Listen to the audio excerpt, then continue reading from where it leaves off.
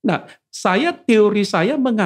tesis saya mengatakan, anak muda itu lari dari gereja bukan karena tata ibadah, tapi karena kurang perhatian dari pendeta, dari majelis, dari para haladir. Atau karena khotbahnya mungkin kurang menyentuh. Atau mungkin karena sekolah minggunya di tempat lain jauh lebih baik. Di HKBP sudah baik, tapi di tempat lain hak sekolah minggunya lebih baik. Saya mengatakan yang paling baik itu kita ikutilah partitur buku logo itu. Itulah kita buat menjadi identitas kita. Saya tidak mengatakan kalau nyanyi tidak pakai partitur itu dosa. Halo teman-teman, Bapak Ibu yang terkasih, kami masih setia di sini di episode yang ke-9. Sekarang kita memasuki segmen yang kedua, segmen ngojol, ngobrol bareng jemaat online.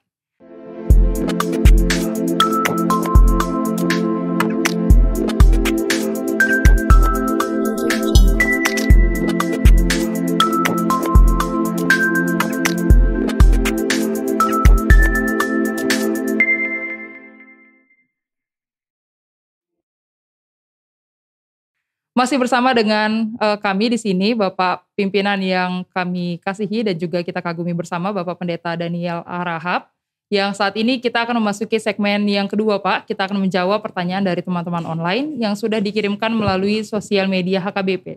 Ada di layar sebelah kiri kita, Pak. Kita akan memasuki pertanyaan pertama yang dikirimkan oleh @giatmrp_g. Oh, Marpaung sepertinya, Pak. Giat Marpaung. Kenapa Kepala Departemen Marturia melegalkan kebaktian variatif dan penggunaan lagu non-himne dalam ibadah minggu di HKBP? Ya, sebetulnya bukan Kepala Departemen Marturia, tapi ini PR kita bersama. Sinode Godang HKBP pernah memutuskan menerima kebaktian alternatif. Itu satu fakta.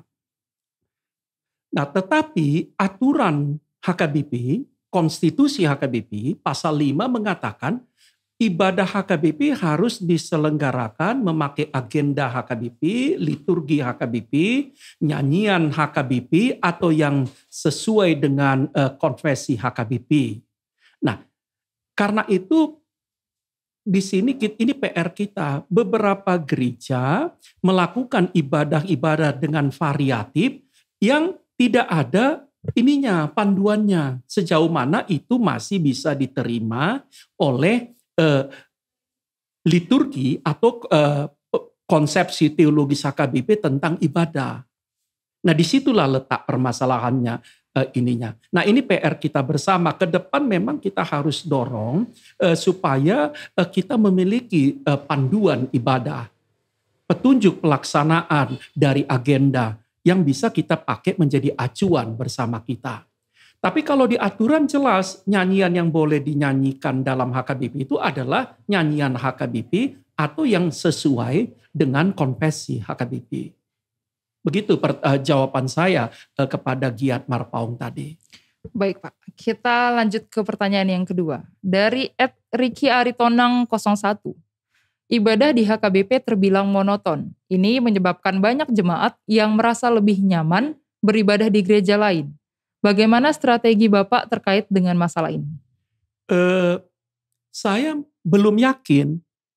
Sebetulnya saya jujur, secara pribadi saya apalagi makin tua ini, saya konservatif.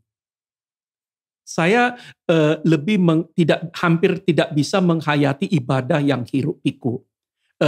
Konsentrasi saya pasti buyar dan saya nggak bisa berdoa tenang ketika ibadah itu hiruk pikuk. Saya menghayati ibadah yang hikmat, yang tenang seperti di agenda HKBP itu. Tapi pertanyaan saya, apa betul warga HKBP, terutama anak muda HKBP itu meninggalkan HKBP karena persoalan tata ibadah? Saya lama menjadi pendeta khusus NHKBP.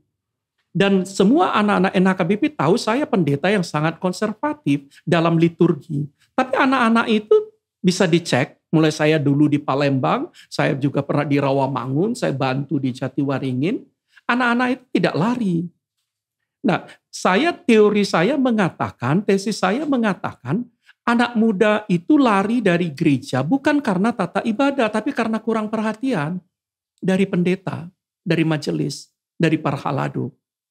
Itu sama seperti di rumah, ketika bapak kita, ibu kita konservatif, anak-anak kan tidak lari dari rumah.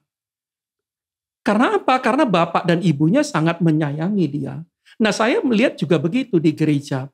Persoalan banyak anggota HKBP meninggalkan HKBP, menurut saya terutama bukan soal tata ibadah, tapi karena kurang perhatian. Atau karena khotbahnya mungkin kurang menyentuh. Atau mungkin karena sekolah minggunya di tempat lain jauh lebih baik. Dia HKBP sudah baik, tapi di tempat lain sekolah minggunya lebih baik. Jadi orang yang punya keluarga muda yang punya anak kecil merasa lebih baik bergereja tempat lain. Itu jawaban saya, Cynthia. Baik Bapak, terima kasih. Kita lanjut ke pertanyaan ketiga dari Gustomi, netizen TikTok. Izin bertanya, pada musik HKBP apakah acuannya pada buku logo HKBP? Zaman sekarang kan sudah banyak memakai musik band atau musik pop, otomatis sudah tidak mengikuti dari buku logo HKBP tersebut. Bagaimana tanggapan Amang? Maaf jika ada salah kata, terima kasih. Tentu nggak usah minta maaf, bertanya nggak apa-apa. Saya mengatakan yang paling baik itu kita ikutilah partitur buku logo itu. Itulah kita buat menjadi identitas kita. Saya tidak mengatakan kalau nyanyi tidak pakai partitur itu dosa. Tapi kalau saran saya di ibadah minggu, mari kita betul-betul menghayati ibadah, memakai notasi, memakai partitur itu. Dan itulah kita buat menjadi identitas dan kekayaan kita. Nah, karena ada dua pendapat. Ada yang mengatakan HKBP itu harus meniru musik atau tata ibadah karismatik supaya anak-anak muda tidak pergi. Tapi ada pendapat yang lain. Justru dengan mengadopsi tata ibadah variatif dengan musik ala karismatik itu, HKBP sebetulnya sedang mempercepat proses perpindahan anak-anak mudanya pindah. Karena sudah dikondisikan. Jadi kalau saya ditanya, saya tetap berkatakan mari kita belajar bernyanyi dengan benar dan baik. Dan mari kita hayati dan kita jadikan ibadah itu. HKBP itu sebagai identitas kita. Kalau di luar hari Minggu tiba-tiba ada yang rindu mau nyanyi dengan musik hiruk pikuk, ya silakanlah kalau saya. Gak apa-apa itu. Tapi kalau hari Minggu, apa beda kita dengan gereja lain? Kan mesti ada. Itulah identitas kita dan kita hayati. Apalagi juga arsitektur gereja kita memang dibangun untuk mendukung ibadah yang hikmat itu. Bagaimana kita bisa berjingkrak-jingkrak dengan kursi yang dari kayu jati, kayu meranti yang sangat berat itu. Sangat gak bisa itu.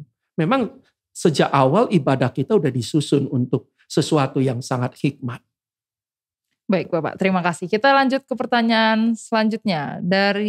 Mungkin ini bukan pertanyaan Pak. Ini lebih kepada saran. Dari Putri Dina. Tolong HKBP Pusat, siapapun yang baca ini, admin tolong sampaikan, saya bukan admin ya, tapi saya bacakan Putri. Ibadah remaja Naposo tolong jangan jadi seperti karismatik.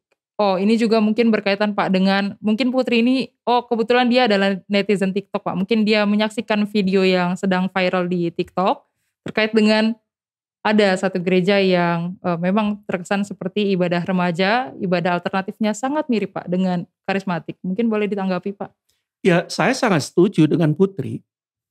Nanti kami akan lakukan untuk mendorong dan memotivasi supaya juga ibadah-ibadah remaja dan Naposo itu betul-betul juga memang mencerminkan jiwa HKBP.